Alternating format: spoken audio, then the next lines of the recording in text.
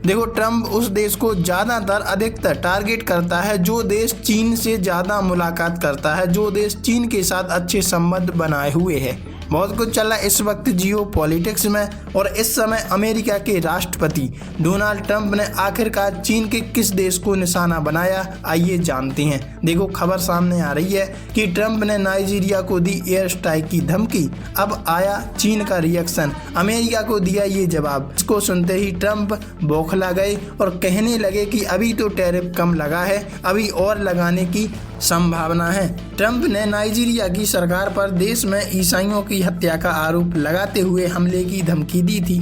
चीन के विदेश मंत्रालय ने कहा कि हम मनमाने प्रतिबंध और बल प्रयोग की धमकियों का भी विरोध करते हैं। चीन ने मंगलवार 4 नवंबर 2025 को ईसाइयों के कथित उत्पीड़न को लेकर नाइजीरिया के खिलाफ सैन्य कार्रवाई करने की अमेरिकी राष्ट्रपति डोनाल्ड ट्रंप की धमकी का विरोध किया। चीन ने नाइजीरियाई सरकार को देश के लोगों को राष्ट्रीय परिस्थितियों के अनुरूप विकास पथ पर आगे ले जाने का समर्थन किया और उसे चुनौती दी जो नाइजीरिया को टारगेट कर रहा है, नाइजीरिया पर स्ट्राइक करने की बात कर रहा है। ट्रंप ने दी नाइजीरिया को कार्रवाई की धमकी। ट्रंप ने शनिवार को कहा था कि यदि नाइजीरियाई सरकार ईसाइयों की हत्या की अनुमति देती रही तो अमेरिका उस पश्चिमी अफ्रीकी देश को दी जाने वाली सभी सहायता तत्काल रोक देगा और इस्लामी आतंकवादियों का सफाया करने के लिए सैन्य कार्रवाई भी कर सकता है। मतलब अफ्रीकन देशों में ट्रंप जो सुविधा मुहैया कराते हैं वो करना बंद कर देंगे,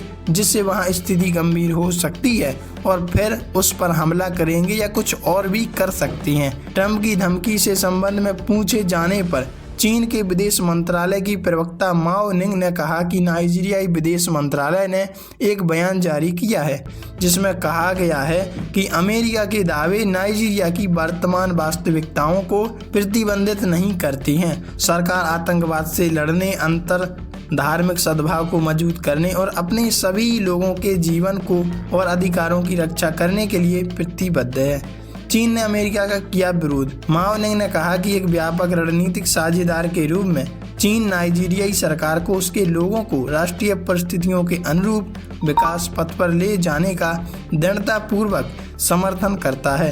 उन्होंने कहा, चीन किसी भी देश की ओर से धर्म या मानव अधिकारों के बहाने दूसरे देश के आंतरिक मामलों में हस्तक्षेप का विरोध करता है और प्रतिबंधों और बल प्रयोग की धमकियों के मनमाने इस्तेमाल का भी विरोध करता है जो इस समय ट्रंप कर रहे हैं। नौकाओं पर करीब 12 अमेरिकी हमलों के बाद वेनेजुएला की ओर से मिसाइलों और ड्रोनों की मांग करने संबंधी खबरों के बारे में पूछे जाने पर माओ ने कहा कि चीन मादक पदार्थ तस्करों से लड़ने के नाम पर बल प्रयोग का विरोध करता है।